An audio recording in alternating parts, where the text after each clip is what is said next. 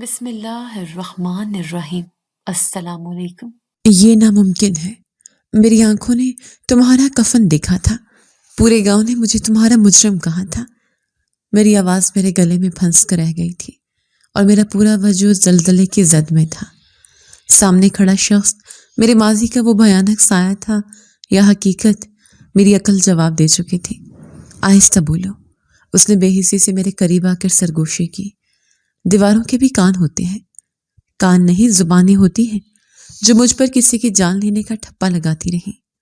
میں نے تمہاری جان لینے کے الزام میں اپنی جوانی اور عزت جیل کے سلاخوں کے پیچھے گلائی ہے، اور تم یہاں ریشمی لباس پہن کر زندہ کھڑے ہو۔ میں نے اس کے گریبان کی طرف ہاتھ بڑھایا، لیکن میرے ہاتھ کانپ رہے تھے۔ وقت اور حالات انسان کو بدل دیتے ہیں، اور میں نے وہی کیا جو میرے مستقبل کے لیے ضروری تھا۔ اتنا بدل دیتے ہیں کہ وہ اپنی موت کا ناٹک رچا کر اپنی ہی محبت کو سولی پر چڑھا دے۔ میری آنکھوں سے آنسو نہیں، انگارے بہ رہے تھے، لیکن وہ پتھر بنا کھڑا تھا۔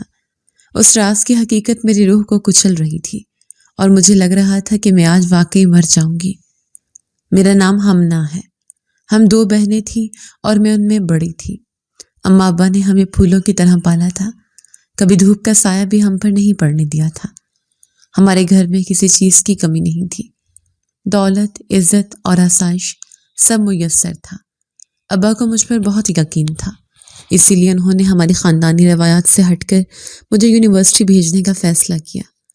میں بہت خوش تھی، مجھے لگتا تھا کہ میری زندگی خوبصورت خواب کی طرح گزرے گی، لیکن مجھے خبر نہیں تھی کہ یہ خواب جلد ہی ایک بھیانک تعبیر میں بدلنے والا ہے۔ یونیورسٹی میں میری دنیا ہی بدل گئی۔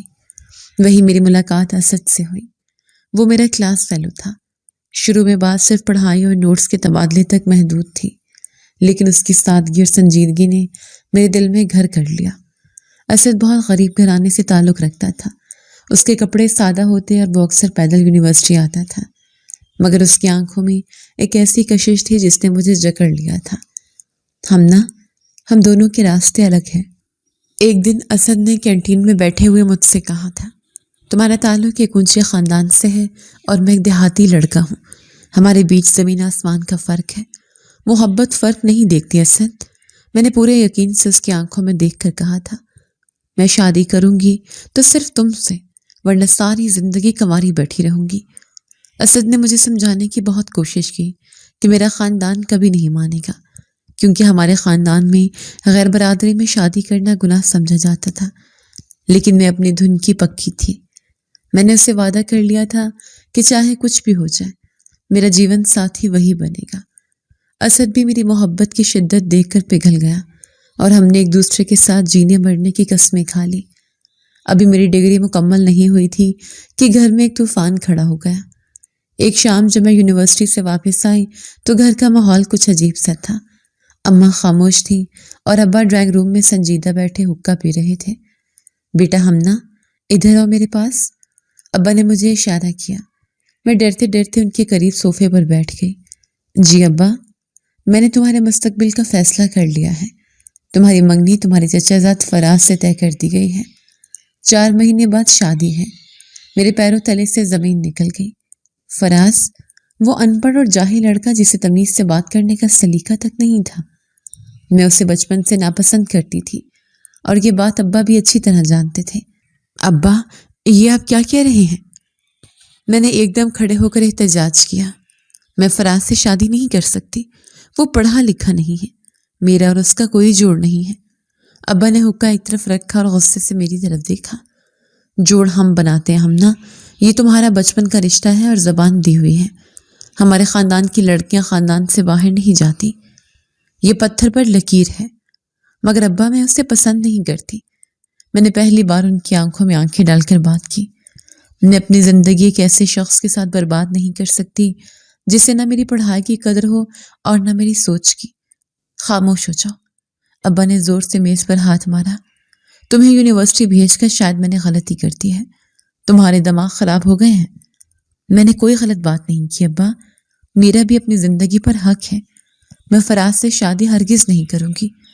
میرا لہجہ اٹل تھا۔ اسی لمحے میرے گال پر ایک زوردار تمانچہ لگا۔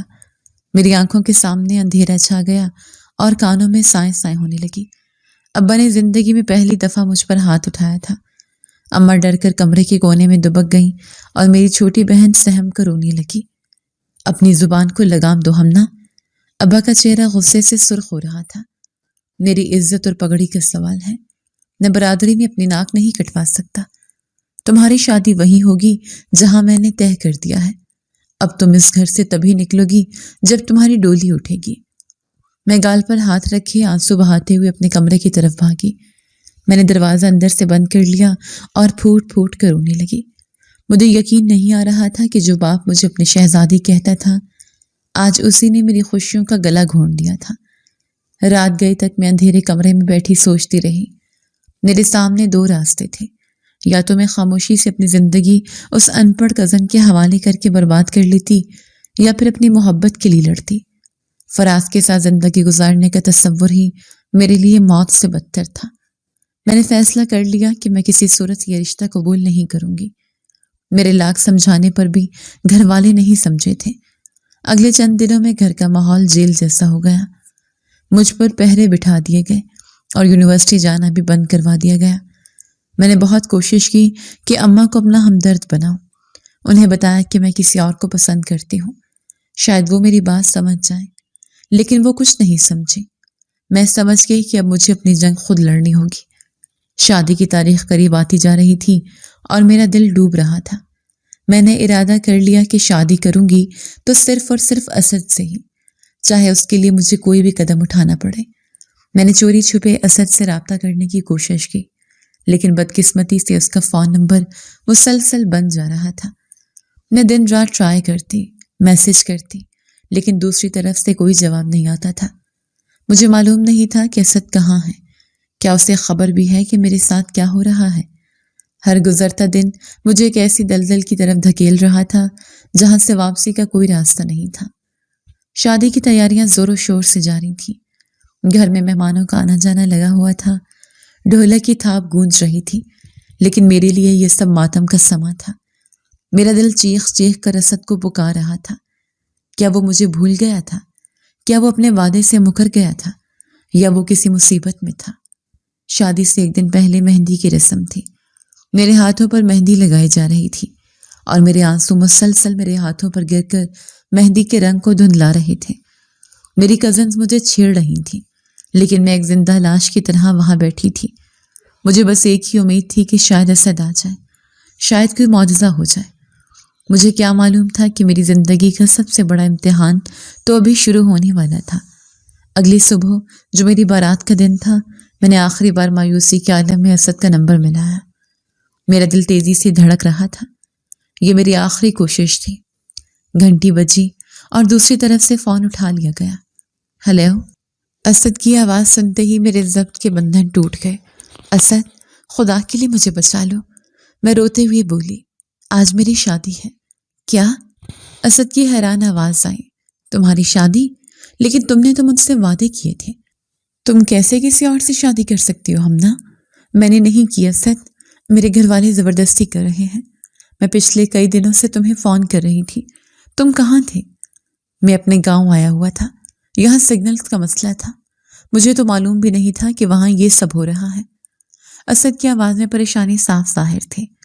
میں ابھی پارلر میں تیار ہونے جا رہی ہوں، میں تمہارے بغیر کسی اور سے شادی نہیں کرنا چاہتی۔ اگر تم نہ آئے تو میں اپنی جان دے دوں گی، مجھے یہاں سے لے جاؤ اسد، میں نے روتے ہوئے التجا کی۔ دوسری طرف چند لمحوں کی خاموشی چھا گئی، پھر اسد کی پرعزم آواز آئی۔ گھبراؤ مت ہمنا، میں آ رہا ہوں، تم تیار رہنا، میں تمہیں کسی اور کا نہیں ہونے دوں گا۔ بیوٹی پارلر کے شیشے میں اپنا عکس دیکھتے ہوئے مجھے اپنی ہی صورت اجنبی لگ رہی تھی۔ سرخ بھاری عروسی جوڑا، زیورات سے لدا ہوا بدن اور چہرے پر میک اپ کی تہیں، یہ سب کسی اور کی خوشی کے لیے تھا۔ میری کزن نادیہ میرے پیچھے کھڑی میرے بالوں میں پنیں لگا رہی تھی اور مسلسل میری قسمت پر رش کر رہی تھی کہ میں کتنی پیاری لگ رہی ہوں۔ اسے کیا خبر تھی کہ اس سجاوٹ کے پیچھے ایک ایسا طوفان چھپا ہے جو بھی کچھ دیر میں سب کچھ بہا لے جائے گا۔ میرے موبائل کی سکرین روشن ہوئی تو میرا دل حلق میں آ گیا۔ یہ اسد کا میسج تھا، وہ باہر پہنچ چکا تھا۔ میرا جسم خوف اور ہیجان سے کانپنے لگا۔ میں جانتی تھی کہ یہ وہ لمحہ ہے جہاں واپسی کا کوئی راستہ نہیں بچے گا۔ میں نے گہری سانس لی اور خود کو سنبھالا۔ میں نے نادیہ کی طرف دیکھا اور قدرے بیزار لہجے میں کہا، نادیہ، مجھے گھٹن ہو رہی ہے اور سر میں شدید درد ہے۔ میں ذرا باہر کھلی ہوا میں سانس لینا چاہتی ہوں۔ تم پلیز میرا موبائل چارجنگ پر لگا دو، میں بس 5 منٹ میں آتی ہوں۔ نادیہ نے فکر مندی سے مجھے دیکھا اور بولی، کیا میں تمہارے ساتھ چلوں؟ دلہن کا اکیلے باہر جانا ٹھیک نہیں ہے۔ میں نے فوراً انکار کرتے ہوئے کہا، نہیں، تم یہیں رکو، اگر میری باری آ گئی اور میں نہ ہوئی تو مسئلہ بن جائے گا۔ میں بس گیٹ تک جا رہی ہوں، تم فکر مت کرو۔ نادیہ نے کندھے اچکار اپنے کام میں مصروف ہو گئی۔ میں نے اپنا بھاری لہنگا سنبھالا اور تیز قدموں سے پارلر کے ایگزٹ گیٹ کی طرف بڑھی۔ میں جیسے ہی پارلر کے شیشے والے دروازے سے باہر نکلی تو سامنے سڑک کے کنارے ایک پرانی سی ٹیکسی کھڑی تھی۔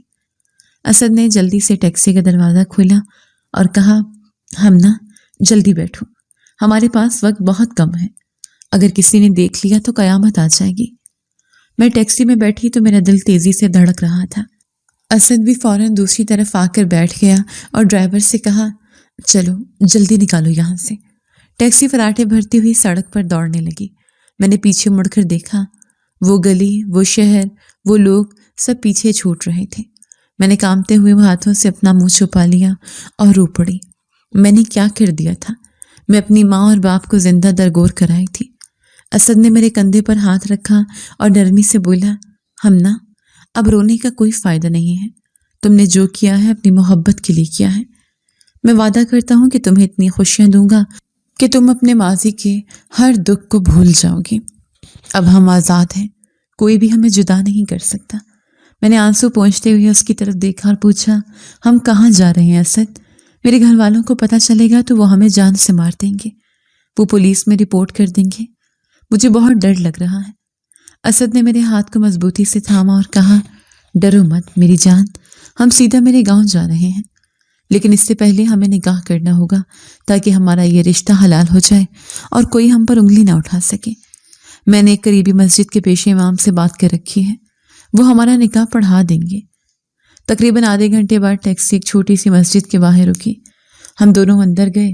وہاں 2 گواہ پہلے سے موجود تھے جنہیں شاید اسد نے ہی انتظام کر کے بلایا تھا۔ مولوی صاحب نے ہمیں دیکھا تو سوالیہ نظروں سے اسد کی طرف دیکھا۔ اسد نے مودبانہ لہجے میں کہا، مولوی صاحب، یہ بالغ ہے اور اپنی مرضی سے شادی کرنا چاہتی ہے۔ اس کے گھر والے زبردستی اس کی شادی کہیں اور کر رہے تھے، اس لیے ہم نے یہ قدم اٹھایا۔ مولوی صاحب نے مجھ سے پوچھا، بیٹی، کیا تم اپنی رضامندی سے اس لڑکے سے نکاح کر رہی ہو؟ میں نے ایک نظر اسد کو دیکھا جس کی آنکھوں میں بے پناہ محبت اور امید تھی، اور پھر دبی ہوئی آواز میں کہا، جی میں اپنی مرضی سے نکاح کر رہی ہوں۔ نکاح کے بول ادا ہوئے اور میں نے دستخط کر دیے۔ میں نے اسد کے لیے اپنا سب کچھ قربان کر دیا تھا۔ نکاح کے بعد ہم دوبارہ ٹیکسی میں بیٹھے اور اسد کے گاؤں کی طرف روانہ ہو گئے۔ سفر طویل تھا، شہر کی روشنیاں ختم ہو رہی تھیں اور دیہاتی علاقے کا اندھیرا بڑھتا جا رہا تھا۔ اسد راستے بھر مجھے تسلیاں دیتا رہا کہ اس کا گھر چھوٹا اور کچا ہے لیکن وہاں سکون بہت ہے۔ وہ مجھے بار بار یقین دلا رہا تھا کہ وہ مجھے ملکہ بنا کر رکھے گا۔ میں خاموشی سے اس کی باتیں سنتی رہی۔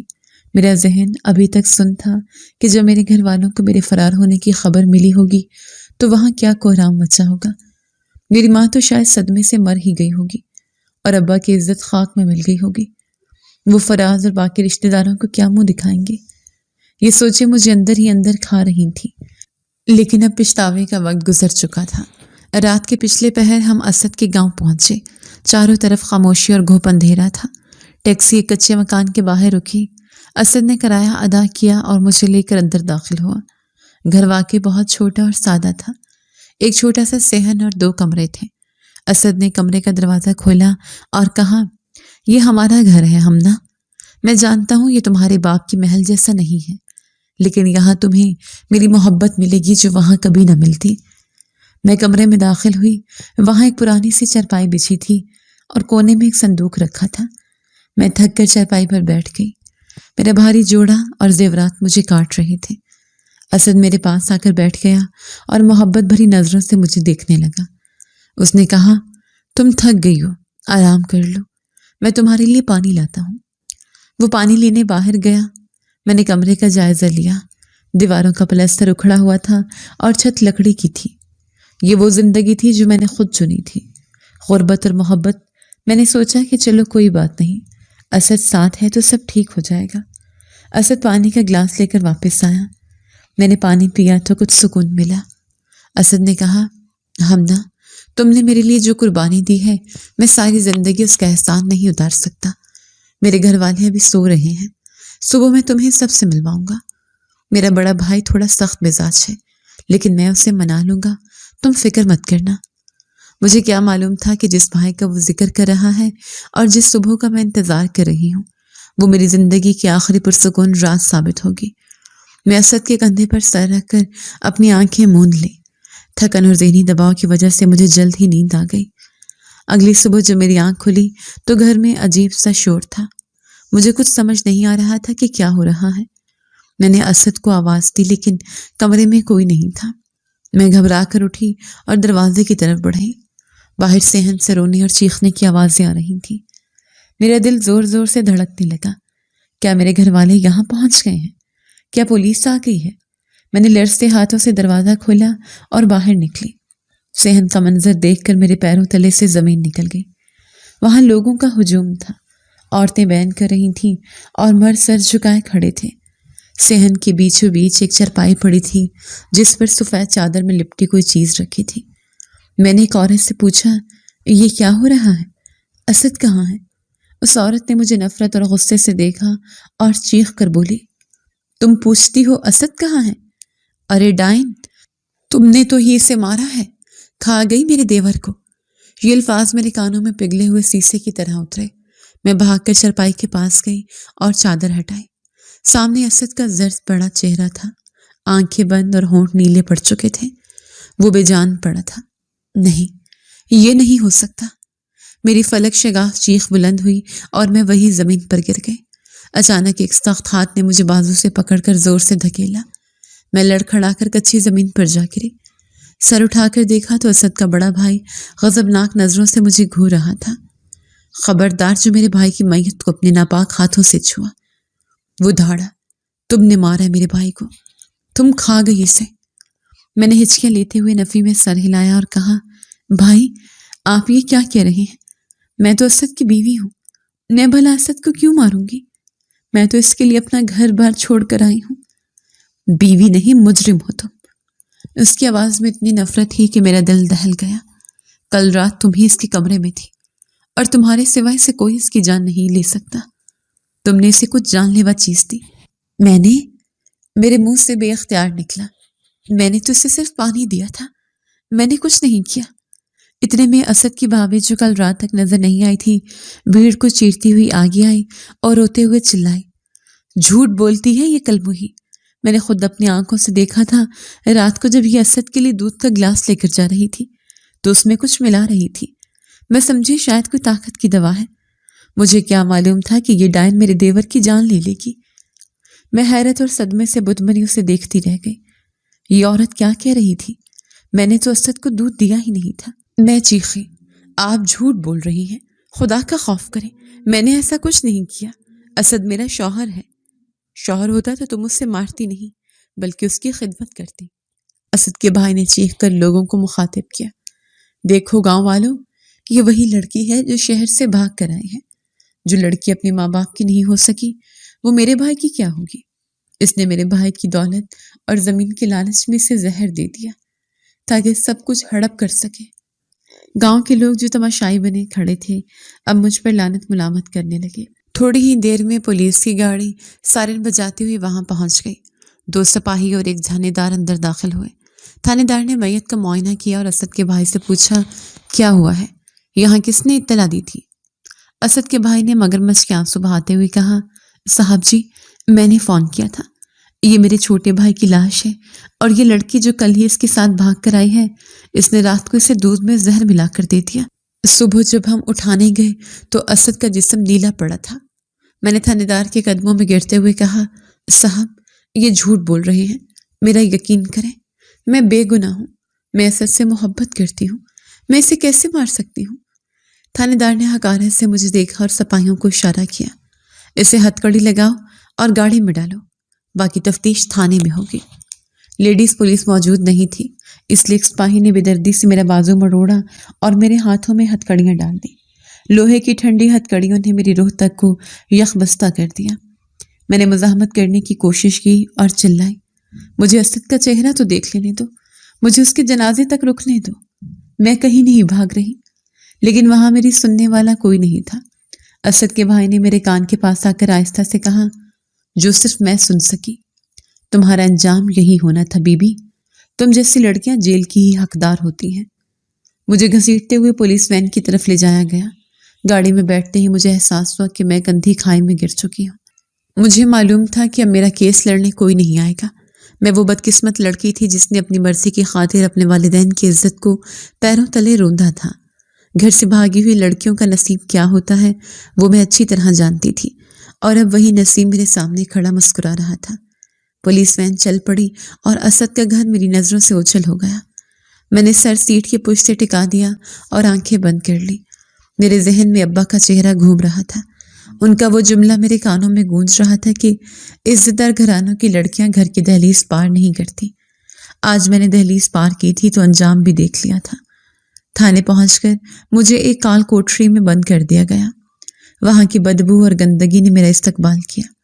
میں نے سلاخوں کو پکڑ کر باہر جھانکا، کوئی نہیں تھا جو میری مدد کو آتا۔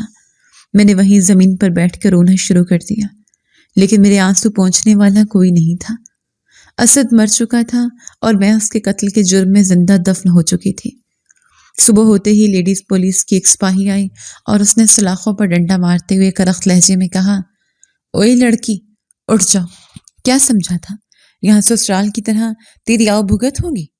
چلو نکلو باہر، پیشی پر جانا ہے۔ میں لڑکھڑاتے قدموں کے ساتھ اٹھی، میرا حلق پیاس سے کانٹوں کی طرح چبھ رہا تھا۔ میں نے ہمت کر کے پوچھا، بی بی، کیا میرے گھر سے کوئی آیا ہے؟ کیا میرے ابا یا کوئی وکیل مجھ سے ملنے آیا ہے؟ سپاہی نے ایک زوردار کہکا لگایا اور تضحیک آمیز لہجے میں بولی، اریو شہزادی، کون سے خواب دیکھ رہی ہو؟ گھر سے بھاگی ہوئی لڑکیوں کے پیچھے ان کے گھر والے نہیں آتے، بلکہ وہ تو دعا کرتے ہیں کہ ایسی اولاد وہیں مر کھپ جائے تو ان کی عزت مٹی میں ملائی ہے۔ اب وہ تمہارا تماشا دیکھنے عدالت کیوں آئیں گے؟ اس کی بات نے میری رہی سہی امید بھی توڑ دی۔ مجھے عدالت لے جایا گیا۔ وہاں کٹہرے میں کھڑے ہو کر میں نے چاروں طرف دیکھا۔ وہاں ہجوم تو تھا لیکن میرا اپنا کوئی نہیں تھا۔ اسد کا بھائی اور بھابھی مدعی بن کر کھڑے تھے اور مگرمچھ کے آنسو بہا رہے تھے۔ جج صاحب نے مجھ سے پوچھا کہ کیا میں اپنے دفاع میں کچھ کہنا چاہتی ہوں یا میرا کوئی وکیل ہے؟ میں نے خالی نظروں سے جج کی طرف دیکھا اور لرزتی آواز میں کہا، جج صاحب، میرا کوئی وکیل نہیں ہے اور نہ ہی میرے پاس اپنی بے گناہی کا کوئی ثبوت ہے۔ میرا شوہر مر چکا ہے اور میرے باپ باپ نے مجھے زندہ درگور کر دیا ہے۔ اب آپ جو فیصلہ کریں مجھے منظور ہوگا۔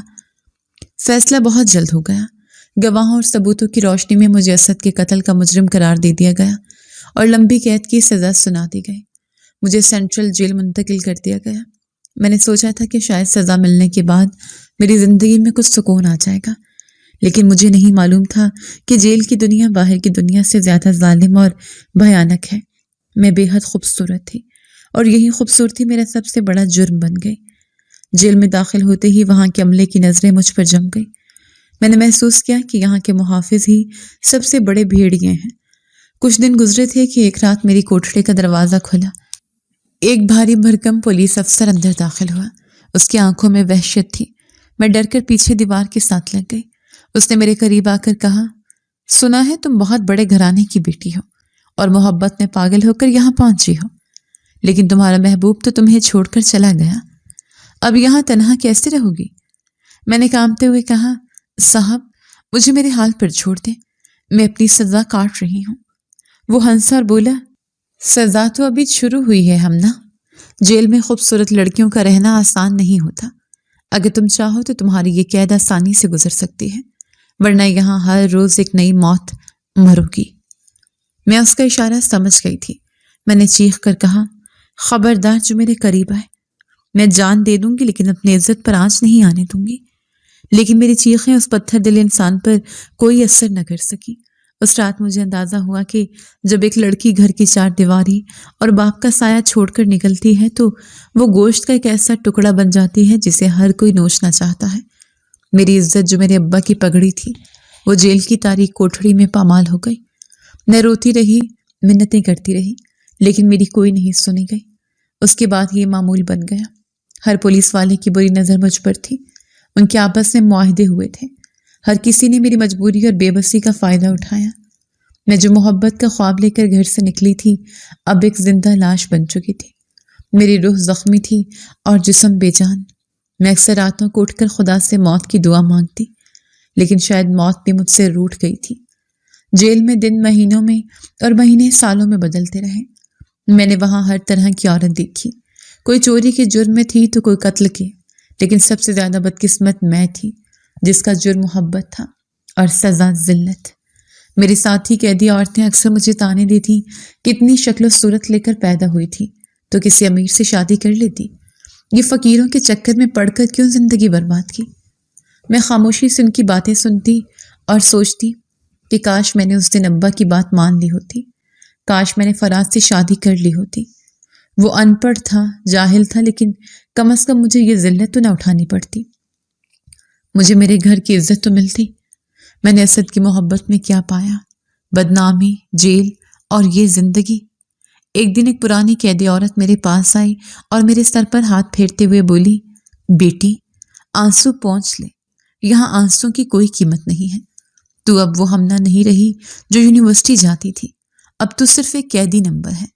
جب یہاں سے باہر نکلے گی تو دنیا تجھے جینے نہیں دے گی، اس لیے اپنے دل کو پتھر کا کر لے۔ میں نے اس کی طرف دیکھا اور تلخ لہجے میں کہا، میرا دل تو اسی دن پتھر کا ہو گیا تھا اماں، جس دن میں نے اپنے باپ کے گھر کی دہلیز پار کی تھی۔ مجھے تو بس اس دن کا انتظار ہے جب میں یہاں سے نکل کر ان لوگوں کے پاس جاؤں گی جنہوں نے مجھے پیدا کیا تھا۔ شاید وہ مجھے معاف کر دیں، شاید میرے باپ کا دل پسیج جائے۔ وہ عورت افسوس سے سر ہلا کر چلی گئی، لیکن میں امید کا دامن نہیں چھوڑنا چاہتی تھی۔ مجھے لگتا تھا کہ میرے ماں باپ مجھے اس حال میں دیکھ کر گلے لگا لیں گے۔ آخر میں ان کا خون تھی، لیکن میں غلط تھی، بہت غلط۔ مجھے اندازہ ہی نہیں تھا کہ باہر کی دنیا جیل سے بھی زیادہ بے رحم ثابت ہونے والی ہے۔ جیل کا وہ بھاری آہنی دروازہ ایک زوردار آواز کے ساتھ کھلا اور سپاہی نے مجھے باہر کا راستہ دکھاتے ہوئے کہا، جاؤ ہمنا، تمہاری قید پوری ہو گئی ہے، اب تم آزاد ہو، لیکن یاد رکھنا دوبارہ یہاں کا رخ مت کرنا۔ میں نے گہری سانس لی اور باہر کی دنیا میں قدم رکھا۔ تازہ ہوا کا جھونکا مجھے اجنبی سا لگا۔ میرے پاس کوئی ٹھکانہ نہیں تھا، نہ جیب میں پیسے تھے اور نہ ہی تن پر ڈھنگ کے کپڑے تھے۔ میں سڑک کے کنارے کھڑی سوچتی رہی کہ اب کہاں جاؤں۔ میرے قدم خود بخود اس راستے پر چل پڑے جو میرے بچپن کا شناسا راستہ تھا، یعنی میرے باپ کا گھر۔ میرے دل میں ایک ننھی سی امید جاگی کہ شاید میرے ماں باپ میری حالت دیکھ کر مجھے معاف کر دیں گے۔ آخر میں ان کی اپنی خون تھی۔ چلتے چلتے جب میں اس گلی میں پہنچی تو میرا دل سینے سے باہر آنے لگا۔ گھر کا دروازہ ویسا ہی تھا، لیکن اس پر ویرانی برس رہی تھی۔ میں نے کانپتے ہاتھوں سے دستک دی۔ تھوڑی دیر بعد دروازہ کھلا اور سامنے میرے ابا کھڑے تھے۔ ان کے بال سفید ہو چکے تھے اور چہرے پر گہری جھریاں تھیں۔ مجھے دیکھتے ہی ان کی آنکھوں میں شناسا چمک ابھری جو فوراً نفرت میں بدل گئی۔ انہوں نے گرجدار آواز میں پوچھا، تم کون ہو اور یہاں کیا لینے آئی ہو؟ میں ان کے قدموں میں گر گئی اور روتے ہوئے بولی، ابا میں آپ کی ہمنا ہوں، مجھے معاف کر دیں، میں نے بہت بڑی غلطی کی تھی، میں نے اپنی سزا بھگت لی ہے، اب میرے پاس جانے کو کوئی جگہ نہیں ہے، خدا کے لیے مجھے پناہ دے دیں۔ ابا نے حقارت سے اپنا پاؤں پیچھے کھینچا اور سخت لہجے میں بولے، میری بیٹی ہمنا تو اسی دن مر گئی تھی جس دن وہ غیر مرد کے ساتھ گھر سے بھاگی تھی، ہم نے تو اس کا سوگ بھی منا لیا تھا، اب تم جو بھی یہاں سے دفع ہو جاؤ۔ میں نے ہاتھ جوڑ کر منت کی، ابا میں توبہ کر چکی ہوں، میں بیوہ ہو گئی ہوں، میرا شوہر مر گیا ہے، مجھے ٹھکرائیں مت، میں کہاں جاؤں گی؟ ابا نے طنزے ہنستے ہوئے کہا، جہاں سے منہ کالا کروا کر آئی ہو وہیں جاؤ۔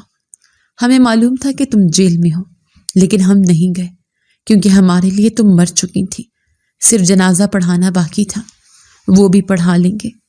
تم نے ہمارے عزت کو جو داغ لگایا ہے وہ کبھی نہیں دھل سکتا۔ میں روتی رہی لیکن ان کا دل نہیں پسیجا۔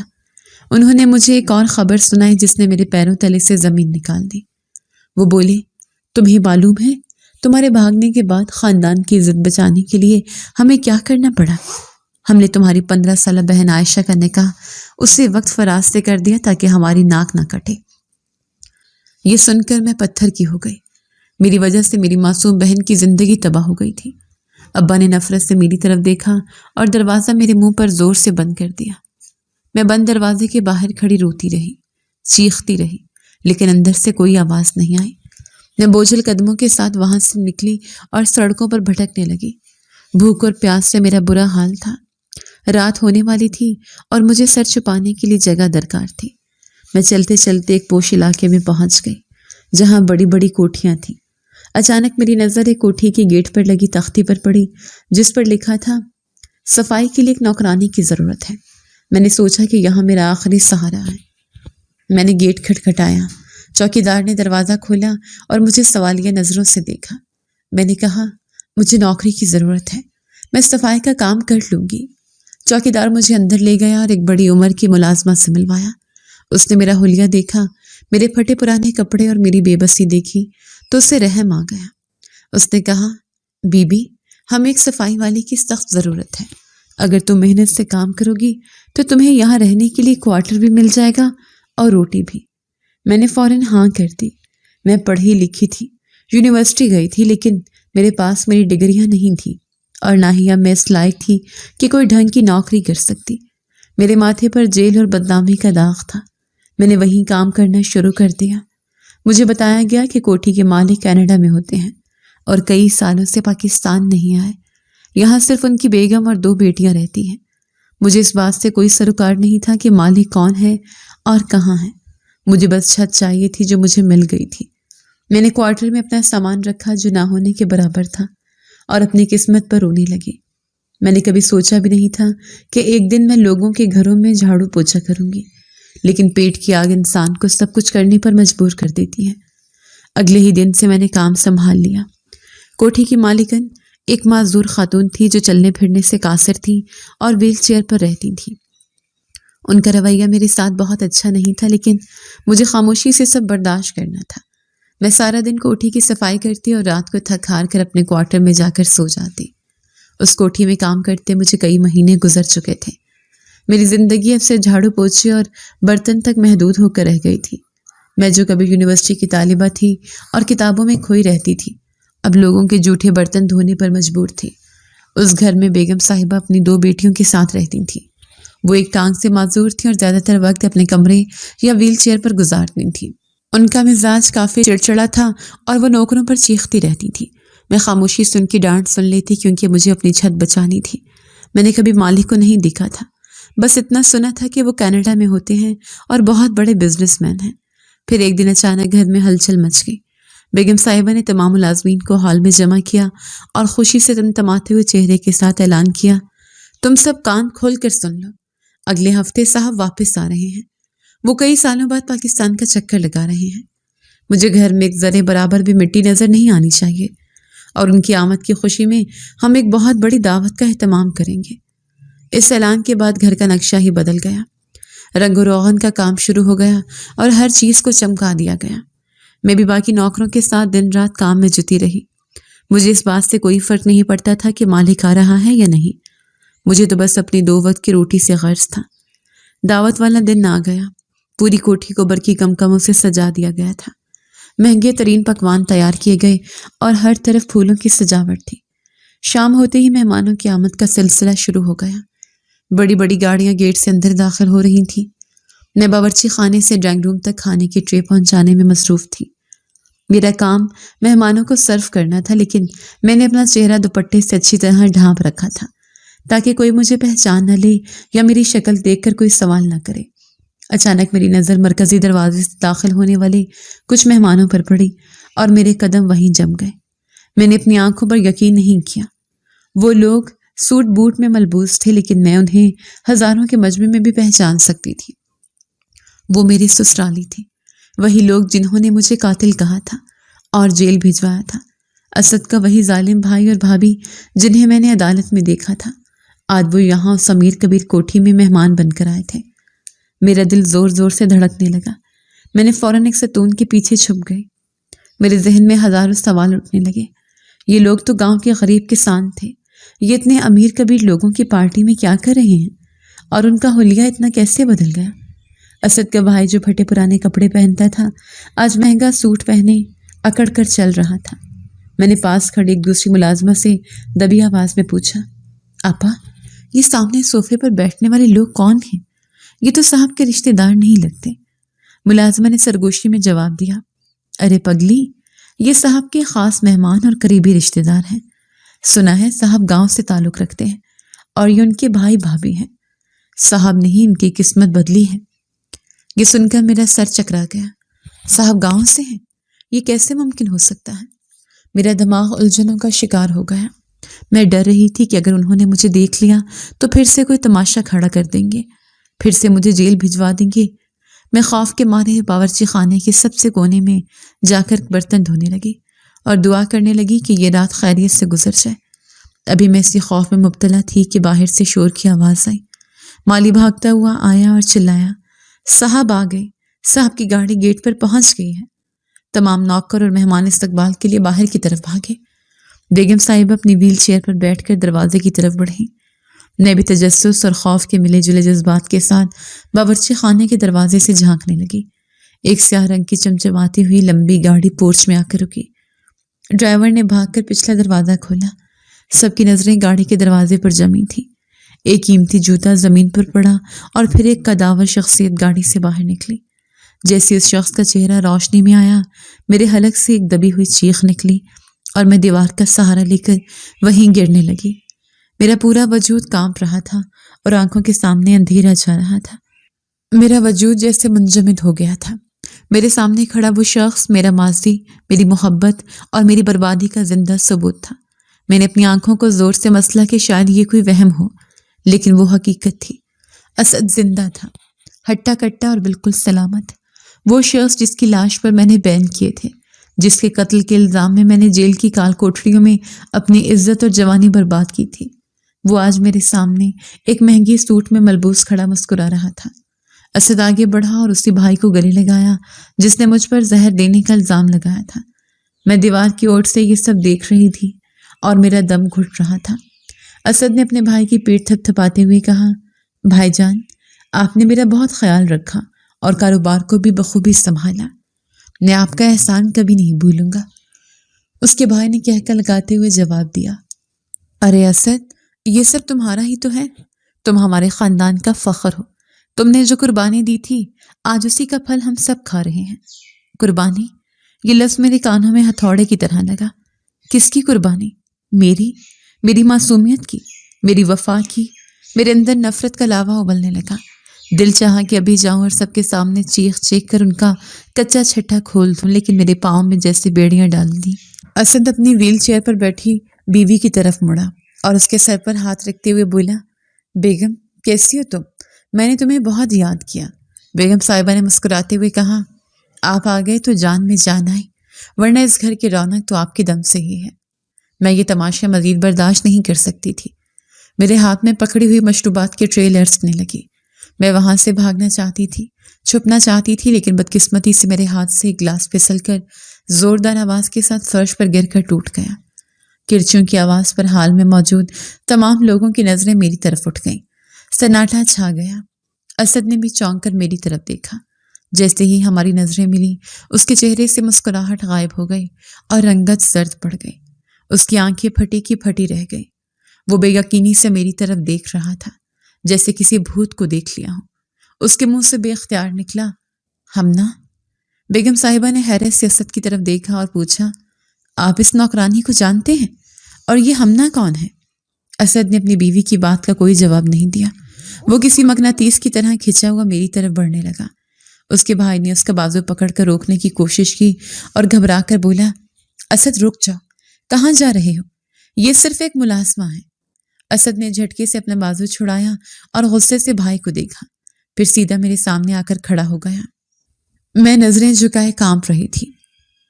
میں نے دوپٹہ اپنے چہرے پر مزید سخت کر لیا۔ اسد نے لرزتی ہوئی آواز میں کہا، میری طرف دیکھو ہمنا، کیا یہ واقعی تم ہو؟ मैंने आहिस्ता से सर उठाया और उसकी आंखों में देखा। मेरी आंखों में आंसू नहीं थे बल्कि सदियों की नफरत थी। मैंने कांपते होंठों से कहा, हाँ, मैं वही हमना हूँ जिसकी लाश तुम उसी गांव में छोड़ कर आए थे। फर्क सिर्फ इतना है कि तब मेरा जिस्म जिंदा था और रूह मर गई थी। आज मेरे सामने तुम्हारा ज़मीर मर चुका है। असद ने अपना सर पकड़ लिया और लड़खड़ाया। तुम यहाँ, इस घर में और इस हाल में? मुझे यकीन नहीं आ रहा, मैंने तल्ख लहजे में कहा। यकीन तो मुझे भी नहीं आ रहा असद कि जिस इंसान के लिए मैंने अपने माँ बाप को ठुकराया वो इतना बड़ा धोखेबाज निकलेगा। तुम तो मर गए थे ना, फिर ये जिंदा लाश कैसे चल फिर रही है? हाल में मौजूद मेहमान और घर वाले हैरत से हमारा मुंह देख रहे थे। बेगम साहिबा गुस्से से चिल्लाई, ये बदतमीज नौकरानी मेरे शौहर से किस लहजे में बात कर रही है? इससे भी धक्के देकर बाहर निकालो। असद ने हाथ उठाकर अपनी बीवी को खामोश रहने का इशारा किया और मेरी तरफ देखकर बोला, मुझे तुमसे बात करनी है, अकेले में। मैंने नफरत से थूकते हुए कहा, मेरे पास अब तुम्हारे लिए कोई बात नहीं बची, सब कुछ तो खत्म कर दिया तुमने। असद ने आगे बढ़कर मेरा हाथ पकड़ना चाहा लेकिन मैंने झटक दिया। वो गिड़गिड़ाते हुए बोला, हम ना मेरी बात सुन लो, सिर्फ एक बार मुझे अपनी सफाई पेश करने का मौका दो। मैं बहुत शर्मिंदा हूँ। मैंने चारों तरफ देखा, सबकी सवालिया नजरें हम पर जमी थी। मैंने गहरी सांस ली और कहा, ठीक है, अगर तुम अपनी स्याहकारियों का एतराफ़ करना चाहते हो तो बोलो। मैं भी सुनना चाहती हूँ कि आखिर तुमने मेरे साथ ऐसा क्यों किया, मुझे जिंदा दरगोर क्यों किया। असद ने सबको बाहर जाने का इशारा किया। हाल में सन्नाटा छा चुका था और मेहमान जा चुके थे। हवेली के एक बड़े कमरे में असद और मैं आमने सामने खड़े थे। असद का सर झुका हुआ था और वो मुजरमों की तरह मेरे सामने खड़ा था। मैंने नफरत से उसकी तरफ देखा और कहा, बोलो असद, आप खामोश क्यों हो? मुझे बताओ कि तुमने मेरे साथ वो खेल क्यों खेला जिसने मेरी जिंदगी की तमाम खुशियां निगल ली। असद ने नम आंखों से मेरी तरफ देखा और लरजती आवाज में बोला, मैं चाहता था तुमसे माफी मांगना, तुम्हें जेल से आजाद करवाना। मैंने पता करवाया था लेकिन तब तुम जेल से जा चुकी थी। तुम्हें ढूंढने की कोशिश की लेकिन तुम ना मिली। मैं नहीं जानता था कि तुम तो मेरे ही घर में हो। मैंने तलखी से हंसते हुए कहा, तुमने मुझे ढूंढने की कोशिश की? तुम तो अपनी नई जिंदगी में मगन थे। मैंने पूछा, तुमने क्यों किया मेरे साथ ऐसा? आखिर मैंने क्या बिगाड़ा था तुम्हारा जो मुझे जीते जी मार दिया? असद ने दीवार का सहारा लिया और नजरें चुराते हुए बोला, मैं लालच में आ गया था हमना। मेरे भाई को किसी ने मेरे रिश्ते की पेशकश की थी। मेरे ससुराल वाले अमीर थे। मेरे भाई ने मुझे मनाया कि मैं तुम्हारे साथ शादी ना करूं और उन अमीर लोगों की बेटी से शादी करके हमेशा के लिए अपना मुस्तकबिल बना लूं। मैं दौलत की हवस में अंधा हो गया था और लालच में आ गया और पहली ही रात तुमसे निकाह करने के बाद भाई को हाँ बोल दी। लेकिन ये तभी मुमकिन था जब तुम्हें अपनी जिंदगी से निकालता। तब मैंने और मेरे भाई ने ये गेम खेली और तुम्हें जेल भेज दिया। मेरा दिल कर रहा था कि चीख चीख करूं। मैंने गुस्से से पूछा, और वो जहर, वो मौत का ड्रामा क्या था? असद ने शर्मिंदगी से सर झुका लिया और कहा, मैं जिंदा था हमना, मैंने कोई जहर नहीं खाया था, बल्कि सिर्फ बेहोशी की दवाई खाई थी ताकि सबको लगे कि मैं मर गया हूँ। तुम्हारे जेल जाने के बाद ही मैंने अपनी उस लंगड़ी बीवी से निकाह किया था। उस वक्त से मेरे पास बहुत पैसा आया। मैं कनाडा में अपना कारोबार करने लगा और आज एक अमीर कबीर शख्सियत हूँ। लेकिन दिली सुकून नहीं है हमना। दिन रात मेरा ज़मीर मुलामत करता है। मुझे माफ़ कर दो। मेरा खून खौल उठा। मैंने आगे बढ़कर उसका गिरबान पकड़ा और उससे जिन जोड़ते हुए बोली, तुम कसूरवार हो मेरे। तुम्हारी वजह से मैंने बहुत कुछ बर्दाश्त किया। मेरी इज्जत लुटी, मेरा ख़ानदान बिखर गया। तुमने सिर्फ मेरी नहीं, मेरे बूढ़े माँ बाप की इज्जत भी नीलाम की। मैं तुम्हें कभी माफ़ नहीं करूँगी। असद रोते हुए मेरे कदमों में गिर गया और गिड़गिड़ाने लगा, खुदा के लिए मुझे माफ़ कर दो, वरना मैं मर जाऊँगा। मुझे अपनी दौलत से नफरत हो गई है। मैंने नफरत से उसकी तरफ देखा। शायद माफ़ी के काबिल तो मैं खुद भी नहीं थी। मैंने भी तो अपने वालिदैन की पीठ में छुरा घोंपा था। मुझे मेरे किए की सज़ा मिल गई थी। अब असद को उसके किए की सज़ा मिलनी चाहिए थी। यही सोचते हुए मैंने उसकी तरफ थूका और बोली, मैं तुम्हें नहीं दूंगी माफ़ी। तुमने मेरा तमाशा बनाया। वो बच्चों की तरह बिलक बिलक कर रो रहा था और मेरे पाँव से लिपट गया था। उसकी हालत देखकर मेरा दिल पसीज गया, या शायद मैं थक गई थी। मैंने उसे ठोकर मारने के बजाय पीछे हटते हुए कहा, जाओ, मैंने तुम्हें माफ़ किया, मेरा हिसाब अब अल्लाह लेगा। कुदरत का इंतकाम बहुत जल्द सामने आ गया। میں نے تو شاید معاف کر دیا تھا، لیکن اوپر والے نے معاف نہیں کیا تھا۔ اس واقعے کے کچھ ہی دنوں بعد اسد پر فالج کا شدید اٹیک آیا اور وہ جسمانی طور پر مفلوج ہو گیا۔ اس کا وہ غرور، وہ طاقت اور وہ دولت سب دھری کی دھری رہ گئی۔ وہ بستر پر پڑا صرف آنکھیں ہلا سکتا تھا۔ اس کی امیر بیوی اور بھائی جو دولت کے پجاری تھے اسے سنبھالنے سے کترانے لگے۔ گھر کے حالات بدل گئے۔ مجھے اس گھر میں دوبارہ سے اسد کی بیوی کی حیثیت ملی، کیونکہ اسد نے اشاروں سے اپنی وصیت اور گواہی دے دی تھی کہ میں ہی اس کی پہلی بیوی ہوں، لیکن تب تک میری پوری زندگی تباہ ہو چکی تھی۔ میں اس عالی شان گھر میں عیش و عشرت سے تو رہ رہی ہوں، لیکن میرا دل ویران ہے۔ ہر وقت میں اسد کو بے بسی کی حالت میں دیکھتی ہوں تو مجھے اپنے اللہ کے فیصلے پر یقین آ جاتا ہے کہ جو جیسا کرتا ہے ویسا بھرتا ضرور ہے۔ اسد اب بول نہیں سکتا، صرف حسرت بھری نظروں سے مجھے دیکھتا ہے اور آنسو بہاتا رہتا ہے۔ میں اس کا خیال رکھتی ہوں، لیکن میرے دل میں محبت نہیں بلکہ عبرت ہے۔ میں نے اپنے ماں باپ کے ساتھ غلط کیا، مجھے اس کی سزا جیل اور بدنامی کی صورت میں ملی۔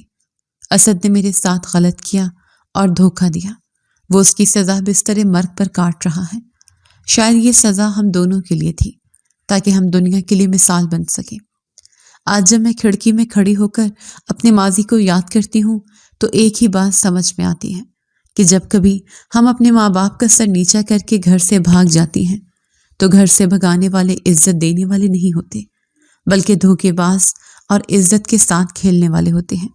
سچی محبت کرنے والے اور عزت دار لوگ وہ ہوتے ہیں جو صرف عزت کے ساتھ نکاحی کرتے ہیں اور سر اٹھا کر رشتہ مانگتے ہیں۔ وہ لڑکیوں کو گھر سے نہیں بھگاتے۔